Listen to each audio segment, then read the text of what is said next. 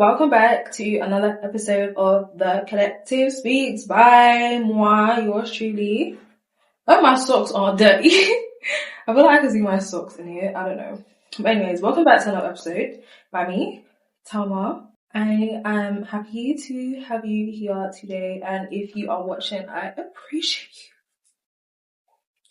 you. Literally appreciate you so much. So as usual, we're starting off with 3 things, 1 heart.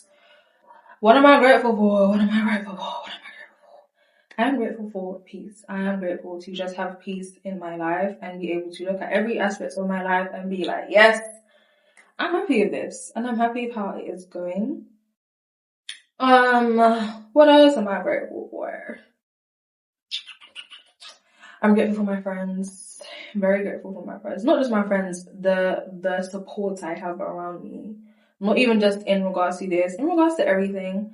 Having a really good network of people is very important. And I feel like I truly have been blessed with such amazing people. Like, I feel so lucky and I don't take it for granted. I don't. And the third thing I am grateful for is my relationship with my mom. Look at me being all transparent on the YouTube. But I am very grateful for my mom. Me and my mom are like this. But we really used to be like this. If I could stretch my fingers more than this, I would do it. We used to really not get along. But with prayer and trial, we are now literally like this. She's literally my best friend. I have so much fun with my mom. So much fun. Like, I know they always say, like, I'm not one of your little friends. She is one of my little friends. Like, I'm very, very grateful for that. Because there genuinely used to be a time in life when I thought, me and you are never gonna get along. Like, me and you, like, I couldn't wait to get away. But now, the thought of getting away is like, no, please don't make me leave. But yeah, those are my 3 things that I'm grateful for in life currently. And yes, like I always say, let me know, what are you grateful for? Because you have a lot. As long as you're alive, you're a lot. You have a lot. As long as you're alive, you have a lot to be grateful for. I'm going to have my little iPad here. I clearly need a new case. Like, have you ever seen somebody's iPad case like this? What's going on? But yeah, I have my little companion. You cannot come in between a girl and her iPad. Don't even try it. But yeah, let us start off with saved 2 favorites. That is the first segment of the day. What is saved 2 favorites for me? Currently, the Laneige, I hope that's the way you pronounce it, because what if I want them to partner with me one day and they're like, babe, you don't even know how to pronounce it. But the Laneige Gloss Balm, by now I should know how to put pictures and stuff up, but yeah. My best friend got it for me. She went to Korea and she brought me back this, it's donut scented. It came in a 2-pack. So one of them was called like Milky Way, something like that. Smells so good. Literally smells like a donut. The other one is called Peach Glaze, and it's like a tinted like lip serum. Really good, very moisturizing. Wearing it currently, if you can tell. But yeah, I really love that. And isn't it so great when somebody buys you something that you're like, oh, I want to buy this, but my money. And then somebody buys it. You're like, oh my days, lucky me. That is one of the things that is saved on my favorites. Another thing that's saved on my favorites is the EOS lotion, EOS body lotion. But this is the coconut waters. I know everybody was going crazy over I think it was like called cashmere vanilla, I think. I don't like that one. I don't. But the EOS lotion in coconut water is so good, very long lasting, very moisturizing, and it's just amazing. Like, I cannot wait for the trip one day to America where I will buy in bulk. Like, I need a 30 kg suitcase just full of stuff I want to buy when I go. But yes, those are two things product-wise that are saved to my favorites.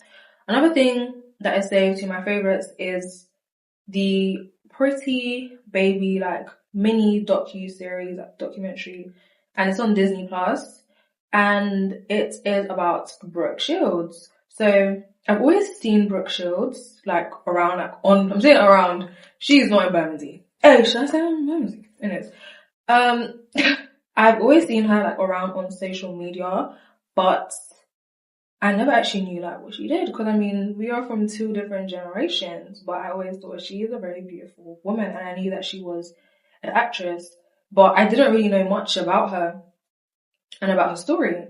But of course, I love, if you know me, you know I love a documentary, you know I love a docu-series. So when I saw that there was a docu-series, whatever, on Disney Plus about her, sorry, it is so rude. About her, I had to watch it. And it was so enlightening. Like, so enlightening. Essentially, Brooke Shields has been modeling since she was a child, like baby even, not even child, since she was a baby. And her childhood was just actually very alarming and concerning. In the sense that at 11 years old, she was in a film where she was basically a child bride. No, she was the child of a prostitute in that movie. And in that movie, they had her play this almost sexual being where she was being carried in the arms of grown men, like literal grown men. I think the biggest thing I took away from this was, where on earth was the safeguarding? Like, safeguarding was absolutely not in the chat at all. Like, I can't believe, I mean, there was backlash, which I came to find as I was watching it, but the fact that there was not enough backlash. I mean, I wasn't there. I wasn't alive to know. But from what I was watching, the backlash was not enough. You have literally a child being described as sexy. Pardon? You have a child being described as sexy, being described as a sensual being. Sensual. I'm pretty sure there's even a song by Snoop Dogg called Sensual Seduction. That's how she was being described. And she was in primary school. Well, for us, like primary school. That is alarming. There were ads saying 9-year-old Brooke, £20 an hour. The kid star that's driving men crazy. Another one, calling her a sexy kid star. I think it was just incredibly alarming to see that this is the way in which this is how she was raised. This was normality for her. And it's a really good watch. I genuinely I think everybody should watch it. If you're interested in like pop culture, I think it's a really good watch, and she is in it herself, so I think it's always good. It's always good when there's a documentary or docu-series about someone's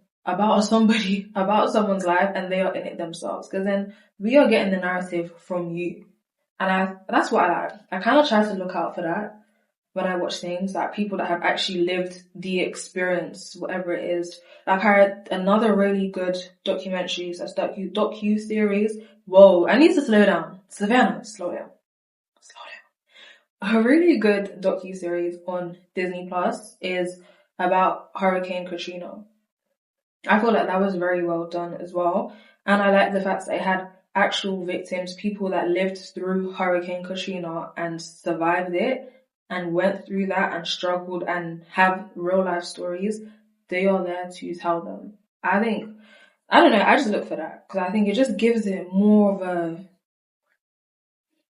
it makes it feel more real and more personable than just kind of seeing it from the lens of the news. Because like, we've already seen that. Let's get a more authentic account, you know? So I really suggest that you guys go and watch these things. But one of the things that I found interesting about the Brooke Shields documentary is that there was a shift. This was like 80s, 90s, 80s, there was a shift where sensuality is no longer about being voluptuous. So people that were like major stars and like feminine like sex icons, Marilyn Monroe, Sophia, Loren, for example, like these were the women that were seen as the epitome of beauty and sexuality and being a sensual being. They were like top two. But there was a shift from this where, and this was in light of like obviously feminism coming around and all the protesting and just people wanting to, well, women wanting men to adopt feminism as well. We saw a shift where sensuality was no longer about grown women. It then became about young girls. And a part of this shift was because men were seeing that the power that they had over women and the restrictions they were able to put over women were now weakening. And women were kind of clocking on and being like, wait, hold on. I'm actually my own person. I'm my own being. I have my own autonomy and I can do X, Y, Z without a man. I don't need a man for X. I don't need a man for Y. And I don't need a man for Z. And of course, part of control is needing somebody that's willing to be subordinate. And in some ways, it's easier to control someone who does not know any better. So that's where, of course, having these young girls be the new like faces of sensuality and sexuality makes it so easier because they don't know any better. Outside of you being a man, which is already quite like intimidating for a very young girl, you are older than them and you are to them an authority figure. And so that's where you saw people like Brooke Shields becoming the face of sexuality at 9 years old, which is, even saying that statement is like, like what? But yeah, it's a really good watch. I think I've given a lot away, which is like, girl, shut up. But it truly was a good watch. So I think if you guys are interested in pop culture, feminism, things in that kind of space, you should definitely go and check it out. And if any of you do actually watch it, come back and let me know like how you found it. Did you think it was interesting? Did you think it was done well? What surprised you? What was shocking? What was interesting? All of that. Let me know. The next segment is Bird Brain. You guys know how that goes. We're talking about a tweet that was made that I thought was interesting, thought-provoking, got me thinking. And so I'm going to read out this tweet on my iPad with the flimsy case. So the tweet says, and I will put it up, it says, dating these days is wild. You can spend months vibing with someone, thinking it's going somewhere, only for things to suddenly shift. Weeks pass, the distance grows, and then it just disappears. No conversation, no closure, no explanation, just silence from someone who used to be a part of your everyday life. Now you're grieving someone who is still alive. Stay cautious and guard your heart. So what jumped out to me when I read that tweet was, well, that is love bombing.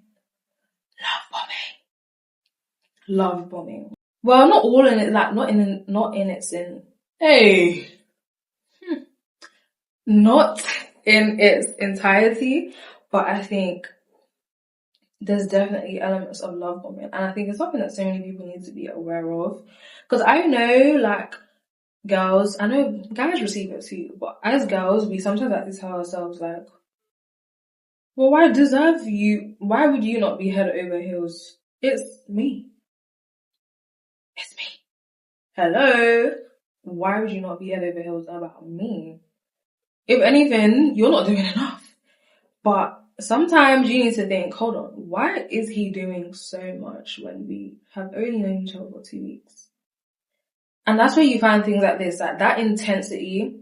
I was literally talking about this today, but the intensity at the beginning, like just a lot of intensity where I was like, whoa, that is usually not a good sign. And I truly feel like people usually do that if they, I think, do you know what it is as well? I feel like no one is that oblivious. I feel like everybody knows, everybody for the most part, I feel like knows their flaws. They know if they do something that is not favorable. They know if they do something that might make it hard for other people to want to date them. They know.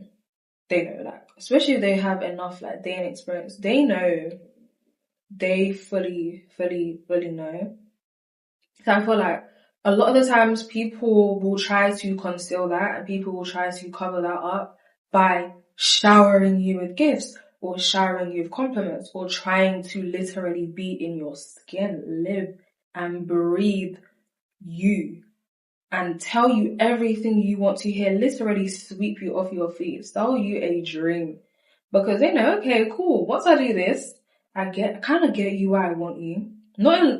It is manipulative, but I think on their end, like the person who is doing the love bombing, you just want somebody to like you. Like, you just want somebody to love you, you want somebody to like you, you want somebody to reciprocate and be that person. Like, everybody wants to meet the one, I think. Maybe some people don't care, but for the most part, people want to meet the one. They want to meet the person that they're going to spend the rest of their lives with. So it's like, whilst there is that element of manipulation, I don't think it's being done to be manipulative. I think it's being done because they want you to like them.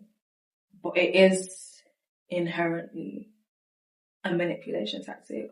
But it's like, once you have kind of been showered with all of these things that are such an ego boost as well.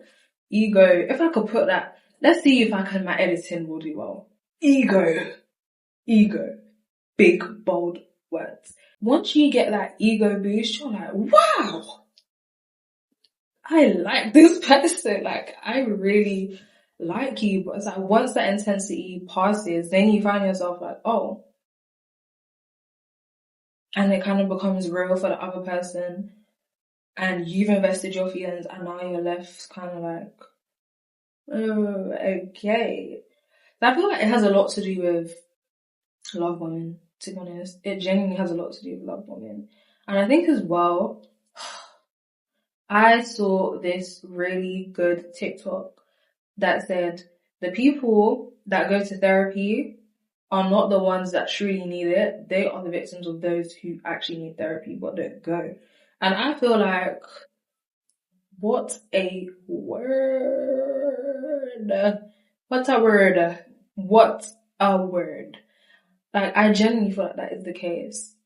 I feel like there's a level of unawareness that somebody has to have for them to be so obviously flawed, or for them to be so obviously unhealed and not go to therapy, but the person that they deal with then ends up going and trying to unwork the traumas or all of that jazz. They're trying to undo the work that person has done on them, if that makes sense.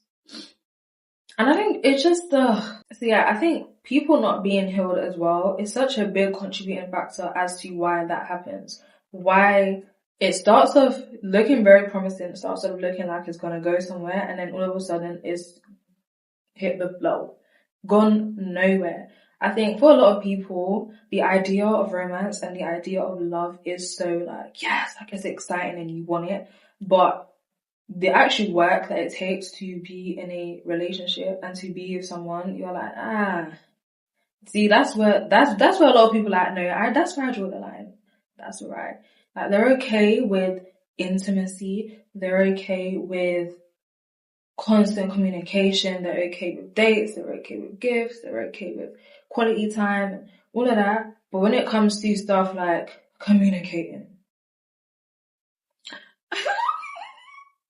sorry, why do I love that? When it comes to stuff like communicating, when it comes to accountability, when it comes to being honest, when it comes to being loyal, they're just like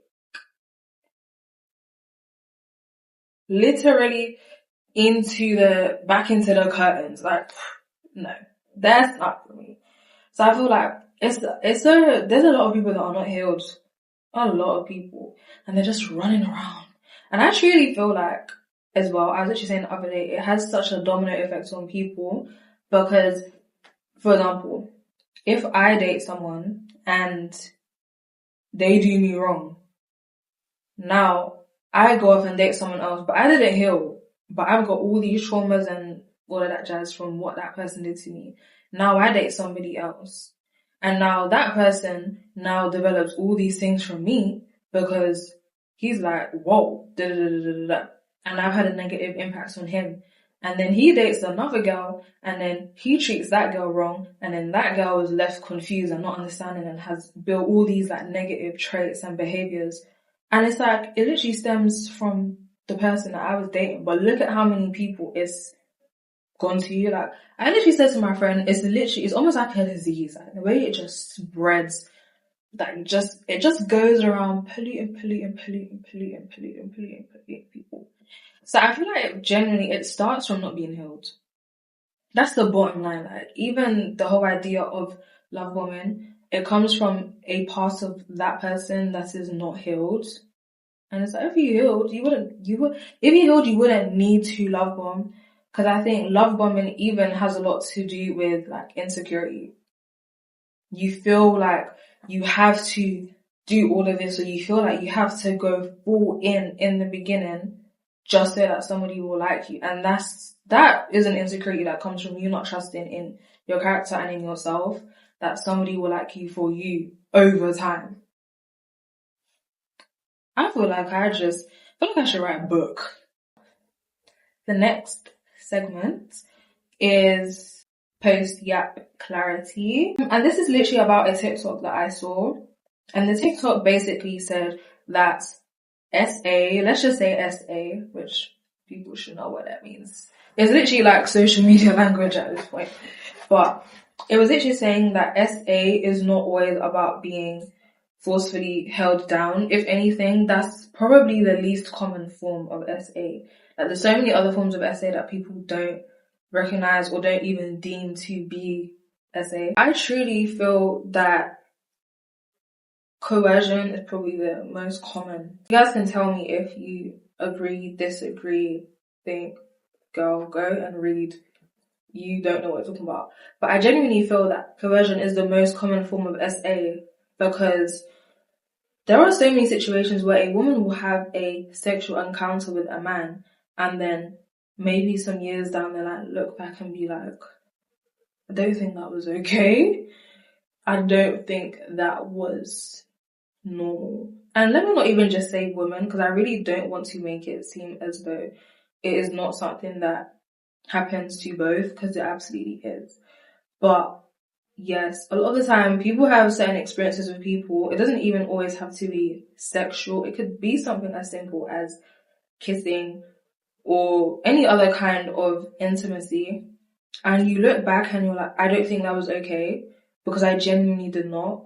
And it has a lot to do with somebody trying to convince you. And convincing does not always have to be like, please, like begging you, trying to persuade you. It can be through gaslighting you, such as saying, I had a feeling you didn't really care about me. I knew that if I brought this up, you would act like this. It's little things that you do to get a person in their head about a decision that they've already made. You should not be questioning your decision after that. Once you've said no, once you've expressed, no doesn't even always have to come out of your mouth. Once you have expressed some level of discomfort, that's it. There shouldn't be any comments after that except, okay, I won't. That should be where it's like, that should be where it ends. But a lot of the time, you see somebody trying to persuade somebody else. You see somebody trying to like guilt trip someone into something else. And it's not always about force. I think that is genuinely the most common one. And yeah, from like a sociology perspective as well, and international relations, we know seeing SA to just be like a physical thing. So the R word, I really don't know because they're not on YouTube. I don't know, but being like the R word, that is such a reductionist way. It makes it seem like it's so much simpler than it is. And it is not. It is not that simple. Like, SA has so much to do with power has so much to do with the dynamic between the two, so that is literally power. It has so much to do with there being like unequal structures, so that could literally be somebody doing something to someone else because they know that there might be fear on their end when it comes to speaking about it. It could be because they know the person's personality and they know that they are maybe a quieter person, they know that they're more shy. They might do something to someone because they know that they care about their reputation, they wouldn't want to speak out about it. So many different things. But I feel like seeing it as such, as only that thing, only like a forceful attempt from someone is so wrong. Even trying to get somebody to drink, trying to get somebody to smoke when they've said no, or you know they don't do it, with ulterior motives in mind, is that's all under that. And that's such a common thing. And it's why a lot of the times people don't understand how a husband can assault his wife. Because there's almost this thing in their head where it's like, well, we're married. Well, we're in a relationship. That does not grant you ownership. Nobody has ownership over nobody. That's just point blank. But it's something that a lot of people don't understand because they think it has to always be this really graphic and aggressive situation when it doesn't have to be that. It can literally be something like lying that you are a virgin. I'm trying to think of an example, but lying to a girl and telling her that you are a virgin and you are not, and that somebody doing certain things under false pretenses, that counts as SA. And she could have been completely willing, or he could have been completely willing to do that thing, but they are willing to do that thing under false pretenses. If they knew the reality, which is, for example, the one I gave, virginity, she could have told him that she is a virgin and he is a virgin as well. He is willing to be intimate with her because she has said that she is a virgin. He then finds out that she was not a virgin. He would not have lost his virginity if not for that. That's all goes under the umbrella of SA. I just think there's so much danger in reducing it to it being something that's been done out of force. Like a lot of danger. And it means that a lot of people won't speak up because they think, well, she didn't do this to me, or he didn't do this. He or she didn't force me. And it's not always about force. That's the key takeaway. I feel like people that see this, anyone that sees this, that's the key takeaway. It's not always about that. Today, only 4 segments, to be honest. But let me guys know, like, what are your thoughts on the topics today? What are your thoughts on what I discussed? I feel like today's episode was very much gender, sexuality. But yeah, you guys let me know your thoughts. And as usual, as I say, any constructive feedback you have, let me know. Comment here, or if you don't want to comment here, you can very much DM me.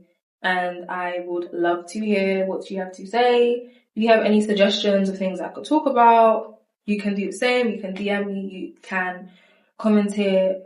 Please like, comment, subscribe, share the video. And yes, I hope you guys enjoyed it. And I hope to see you again.